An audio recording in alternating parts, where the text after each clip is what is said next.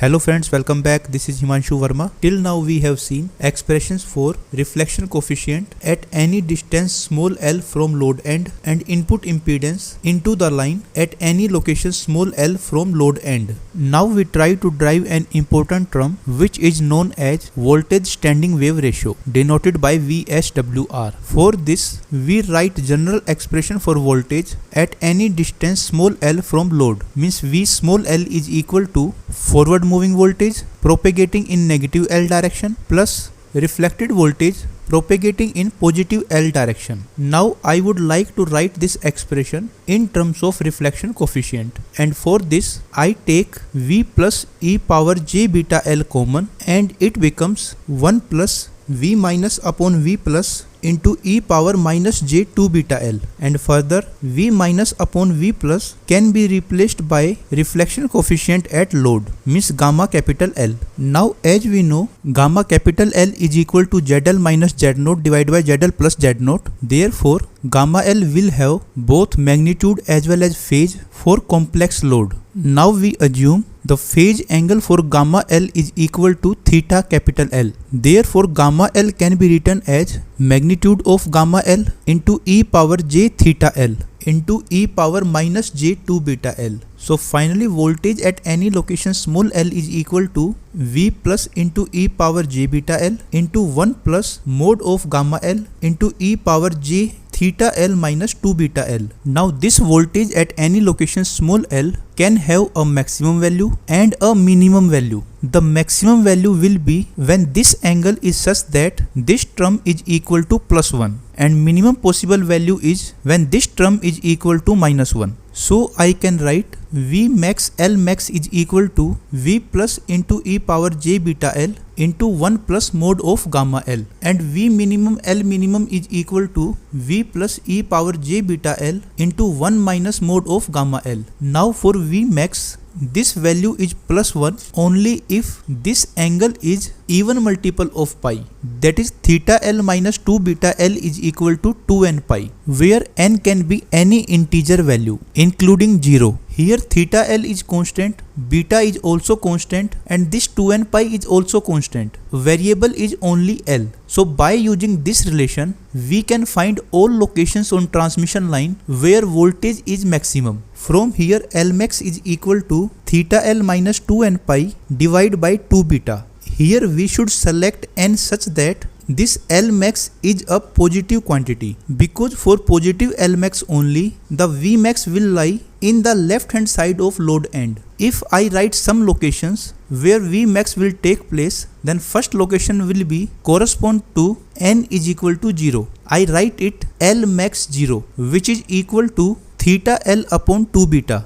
The next location for maximum voltage will be correspond to n is equal to minus 1. So it becomes L max 1 is equal to theta L minus 2 pi upon 2 beta. L max 2 is equal to theta L plus 4 pi upon 2 beta. This is correspond to n is equal to minus 2. We should take care whether we put n negative or positive, but ultimately L max should be positive. So till now we have found what is the value of voltage maximum on transmission line and all locations on transmission line where this maximum voltage will take place. Now we come to voltage minima on transmission line. Voltage minimum value is equal to V plus into e power j beta L into 1 minus gamma L, and this is possible if this value is equal to minus 1. It means when this angle theta L minus 2 beta L is odd multiple of pi, that is 2n plus 1 into pi. Now from this expression, that is theta L minus 2 beta L is equal to 2n plus 1 into pi, I can calculate all those locations on transmission line where voltage minima will take place. From here L minima is equal to theta L minus 2n plus 1 into pi divided by 2 beta, where n can be any integer including 0. For n is equal to 0, the zeroth minima on transmission line is obtained, that is L minima 0 is equal to theta L minus pi upon 2 beta.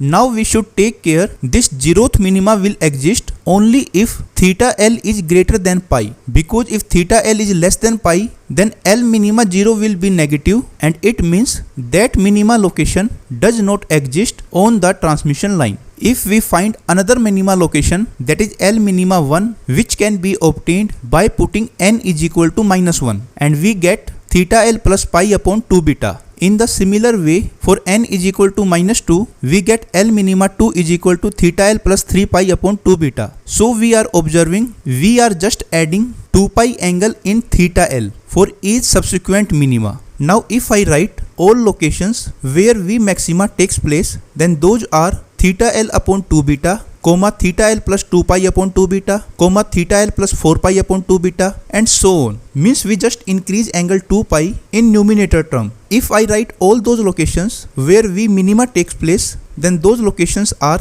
theta L minus pi upon 2 beta, comma theta L plus pi upon 2 beta, comma theta L plus 3 pi upon 2 beta, and so on. Means in this also we just add 2 pi in numerator term to get next minima location. Now I can observe here very important thing, that is if theta L is equal to 0, as theta L is the angle of reflection coefficient at load, and at load reflection coefficient is given by gamma L is equal to ZL minus Z0 divided by ZL plus Z0, then this gamma L phase will be 0, means theta L will be 0 if ZL is purely resistive, means ZL impedance is real. So all resistive loads including ZL is equal to infinite, that is open circuit, theta L will be 0, and therefore location of first minima will be at L is equal to 0, and L is equal to 0 is the position of load impedance only. Therefore we can say for resistive load or open circuit load, the first maxima is always observed at load. If we observe locations of voltage minima, then first location is theta L minus pi upon 2 beta. If anyhow theta L is equal to pi, which is only possible for short circuit load, that is when ZL is equal to 0, so that phase angle of reflection coefficient is pi. If we put theta L is equal to pi,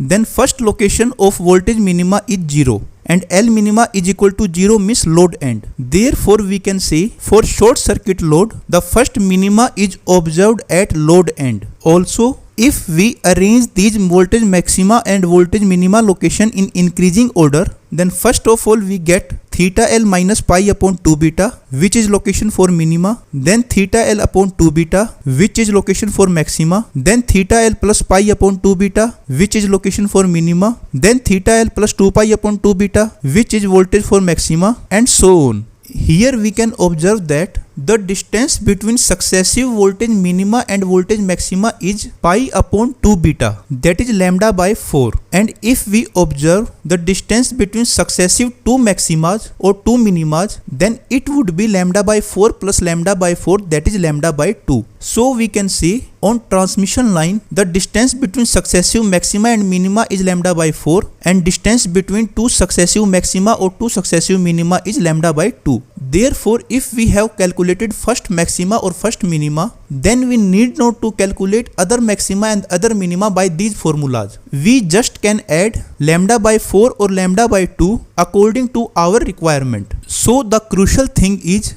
to calculate maxima or minima nearest to the load. So till now we have seen how to calculate locations of voltage maxima and voltage minima on the transmission line. Now I write expression for voltage maxima, that is V max is equal to V plus into e power plus j beta L into 1 plus mod of gamma L, and voltage minima V minimum is equal to V plus into e power plus j beta L into 1 minus mod of gamma L. Now here I can take two cases. In first case, for example, load is either open circuit or short circuit or any such type of load for which mod of gamma L is equal to 1, means complete reflection. For such loads, if we put mod of gamma L is equal to 1, then V max becomes twice of V plus into e power plus j beta L, and V minimum becomes 0. Now we represent these voltage maxima and voltage minima on transmission line with respect to load. For this,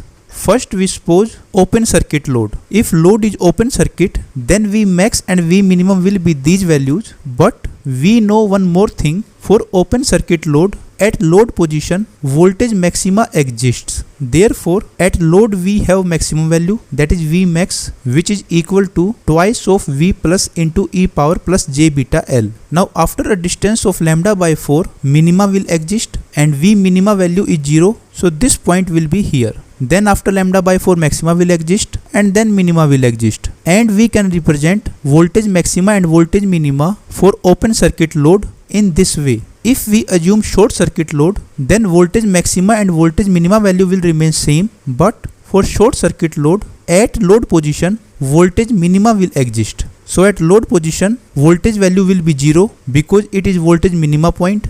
Then after lambda by 4 V max will exist. Its value is twice of V plus into e power plus j beta L. Then after lambda by 4 minima will exist, and so on. For any general load impedance, gamma L value will be greater than 0 and less than 1. Therefore V max value will be less than twice of V plus into e power plus j beta L, and V minimum value will be greater than 0. So this kind of graph can be obtained. Here I have again shown voltage maxima at load position because I assumed load impedance is real. For real load impedance, voltage maxima exists at load position. But this time V max value is not equal to twice of V plus into e power plus j beta L, and V minimum value is not equal to 0. In fact, these value lies in between these values. If we take third case, suppose load impedance is equal to Z0, which is matched condition. In this case, mode of gamma L will be equal to 0 and therefore no reflection takes place. V max is equal to V plus into e power plus j beta L, and V minimum is also equal to V plus into e power plus j beta L. So V max and V minimum value will remain same, which is equal to V plus into e power plus j beta L.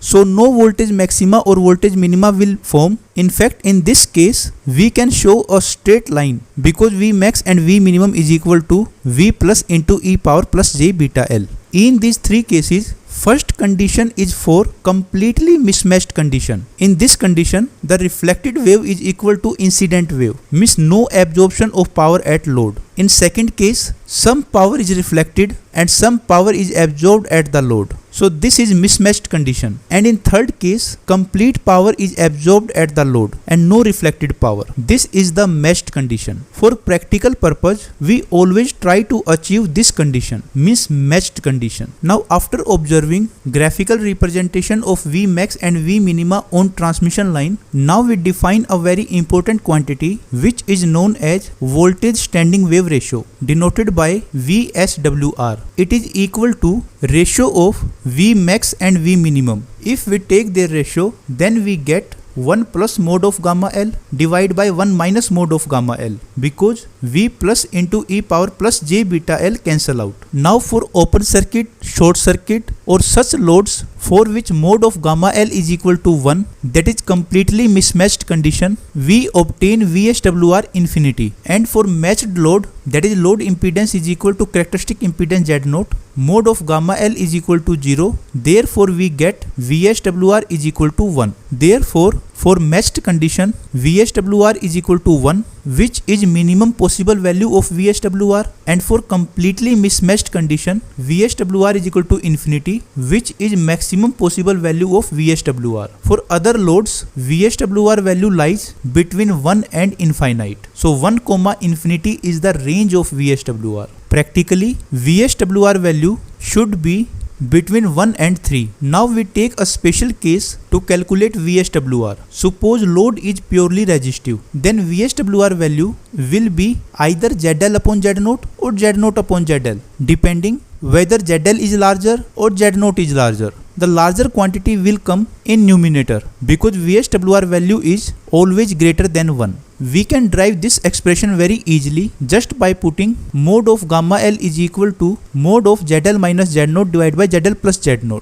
ZL plus Z0 is always positive, so no need of mode, and mode of ZL minus Z0 is equal to ZL minus Z0 if ZL is greater than Z0, and it is equal to Z0 minus ZL if Z0 is greater than ZL. By considering these two situations, we will obtain these two expressions for VSWR. So friends, this was all about VSWR, that is voltage standing wave ratio. Friends, we should take care one more thing. The position of voltage maxima and current maxima are complement to each other. Means where voltage maxima exist, at the same point current minima will exist, and vice versa. And where current is minimum, at that point input impedance will maximum, and where current is maximum, At that point, input impedance is minimum. So we can say the position of voltage maxima, current minima and input impedance maxima are same, and position of voltage minima, current maxima and input impedance minima are same. So friends, this was all about voltage standing wave ratio.